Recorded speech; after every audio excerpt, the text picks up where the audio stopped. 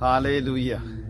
വിശുദ്ധ ലൂക്കായുടെ സുവിശേഷം 1-ാം അധ്യായത്തിലെ 43-ാം വാക്യത്തിലെ എലിസബത്ത് പറയുകയാണ്, എന്റെ കർത്താവിന്റെ അമ്മ എന്റെ അടുത്ത് വരുവാനുള്ള ഈ ഭാഗ്യം എനിക്ക് എവിടെ നിന്ന് കിട്ടി?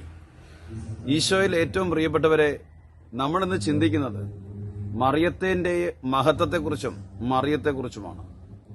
അതായത് മറിയത്തിന്റെ മഹത്വവും മറിയത്തെക്കുറിച്ചും പരിശുദ്ധാത്മാവ് നമുക്ക് വെളിപ്പെടുത്തി തരുന്നില്ല എങ്കിൽ നമുക്കൊന്നും മനസ്സിലാവില്ല.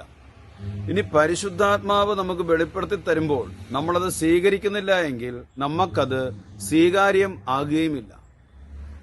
പരിശുദ്ധ അമ്മയെക്കുറിച്ച് പരിശുദ്ധാത്മാവാണ് വെളിപ്പെടുത്തി തരേണ്ടത്. അതായത് വിശുദ്ധ ഗ്രന്ഥത്തെക്കുറിച്ചും സ്വർഗത്തെക്കുറിച്ചും ദൈവിക കാര്യങ്ങളെക്കുറിച്ചും ദൈവാത്മാവാണ് ഒരു മനുഷ്യന് വെളിപ്പെടുത്തി തരേണ്ടത്. 1 കൊറിന്തോസ് 2:9 പറയുകയാണ്, ദൈവം തന്നെ സ്നേഹിക്കുന്നവർക്കായി സജ്ജീകരിച്ചു വെച്ചിരിക്കുന്നവ കണ്ണുകൾ കാണുകയോ ചെവികൾ കേൾക്കുകയോ മനുഷ്യ മനസ്സ് ഗ്രഹിക്കുകയോ ചെയ്തിട്ടില്ല, എന്നാൽ അതെല്ലാം തന്റെ ആത്മാവ് മുഖേന തന്റെ മക്കൾക്ക് വെളിപ്പെടുത്തി തരുന്നത്. ഹല്ലേലൂയ.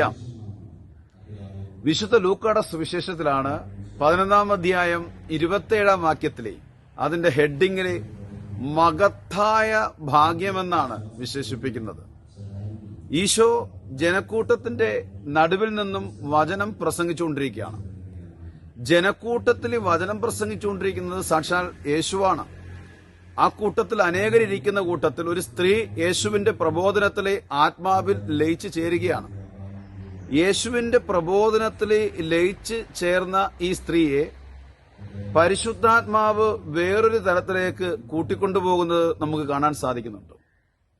യേശു പ്രഘോഷിക്കുന്നത് വചനത്തെക്കുറിച്ചാണെങ്കിലും അവള് ചിന്തിക്കുന്നത് മുഴുവൻ പരിശുദ്ധ അമ്മയെക്കുറിച്ചാണ്. യേശു ആ സ്ത്രീയുടെ മുമ്പിൽ നിന്ന് വചനം പ്രസംഗിക്കുമ്പോൾ വീട്ടിലായിരിക്കുന്ന യേശുവിന്റെ അമ്മയിലേക്ക് ഈ സ്ത്രീയുടെ ചിന്ത പരിശുദ്ധാത്മാവ് കൂട്ടിക്കൊണ്ടുപോയാണ്. അവിടെയും തീരുന്നില്ല.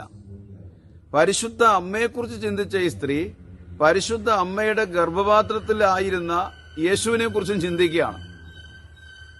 ആൾക്കൂട്ടത്തിന്റെ മധ്യത്തിലായിരുന്നു കൊണ്ട് വചനം കേട്ടിരുന്ന ഈ സ്ത്രീ പരിശുദ്ധാത്മാവിനാൽ നിറഞ്ഞ് ആരെയും നോക്കാതെ ആരെയും മാനിക്കാതെ ഒരു പ്രഖ്യാപനം അവിടെ നടത്തുന്നത് ഇങ്ങനെയാണ്. ലൂക്കാ 11:27 നിന്നെ വഹിച്ച ഉദരവും നിന്നെ പാലൂട്ടിയ വയോദരങ്ങളും എത്ര ഭാഗ്യമുള്ളവ. ഒന്ന് ചിന്തിച്ചു നോക്കിയേ പ്രിയപ്പെട്ടവരെ. യേശുവാണ് വചനം പ്രസംഗിച്ചത്. എന്നാൽ യേശുവിനെ വഹിച്ച അമ്മയിലേക്ക് പോയി, അമ്മയിൽ നിന്നും അമ്മയുടെ ഗർഭപാത്രത്തിലേക്ക് പോയി, യേശു നുകർന്ന അമ്മിഞ്ഞിപ്പാലിലേക്ക് പോയി. ഇവിടെയാണ് പരിശുദ്ധാത്മാവിന്റെ ചില പ്രവർത്തനങ്ങൾ. നമ്മൾ ചില ധ്യാനങ്ങൾ കൂടിക്കൊണ്ടിരിക്കുന്ന സമയത്ത് ദൈവത്തിന്റെ ആത്മാവ് നമ്മളെ വേറെ തലത്തിലേക്ക് കൂട്ടിക്കൊണ്ടുപോകും. ഇതുപോലെ വിശുദ്ധർക്കൊക്കെ ജീവിതത്തിൽ ഉണ്ടായതും അത് തന്നെയാണ്. വിശുദ്ധർ പ്രാർത്ഥിച്ചുകൊണ്ടിരിക്കുന്ന സമയത്ത് അവർ വേറൊരു ലോകത്തിലേക്ക് അവരെ കൂട്ടിക്കൊണ്ടുപോയിട്ടുണ്ട്. അങ്ങനെയാണ് വിശുദ്ധ ഡൊമിനിക്കിനൊക്കെ പരിശുദ്ധ അമ്മയുടെ മഹത്വം വെളിപ്പെട്ട് കിട്ടിയിട്ടുള്ളത്. സ്വർഗമാണ് പരിശുദ്ധ അമ്മയെക്കുറിച്ചും പരിശുദ്ധ അമ്മയുടെ മഹത്വത്തെക്കുറിച്ചും വെളിപ്പെടുത്തി തരേണ്ടതെന്ന് തെളിവാണിത് നമ്മൾ കാണേണ്ടത്. എന്നാൽ പ്രിയപ്പെട്ടവരെ, വിമലഹൃദയ പ്രതിഷ്ഠയ്ക്ക് വേണ്ടി ഒരുങ്ങുന്ന നമ്മൾ ഓരോരുത്തരും തിരിച്ചറിയണം, പരിശുദ്ധ അമ്മയെയും പരിശുദ്ധ അമ്മയുടെ മഹത്വത്തെയും അനുദിനം നമ്മുടെ ആത്മാവിലും ഹൃദയത്തിലും വെളിപ്പെട്ട് കിട്ടിയാൽ മാത്രമേ യഥാർത്ഥത്തിലെ പരിശുദ്ധ മറിയത്തിന്റെ വിമല ഹൃദയത്തിലേക്ക് നമ്മളെയും നമ്മുടെ മക്കളെയും നമ്മുടെ കുടുംബങ്ങളെയൊക്കെ പ്രതിഷ്ഠിക്കുവാൻ പറ്റുള്ളൂ. എന്തിനു വേണ്ടിയാണ് മാതാവിന്റെ വിമല ഹൃദയത്തിലേക്ക് നമ്മളെ ഓരോരുത്തരെയും പ്രതിഷ്ഠിക്കേണ്ടത്? OAT കിട്ടാൻ വേണ്ടി ആകരുതും, വിവാഹ തടസ്സം മാറാൻ വേണ്ടി ആകരുതും, ഭൗതിക നേട്ടത്തിന് വേണ്ടി ആകരുതും.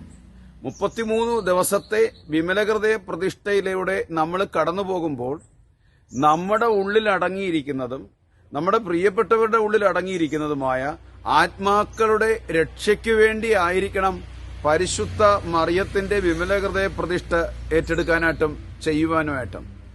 ആത്മരക്ഷയെ കുറഞ്ഞുള്ള ബാക്കിയെല്ലാം വ്യർത്ഥമാണ്.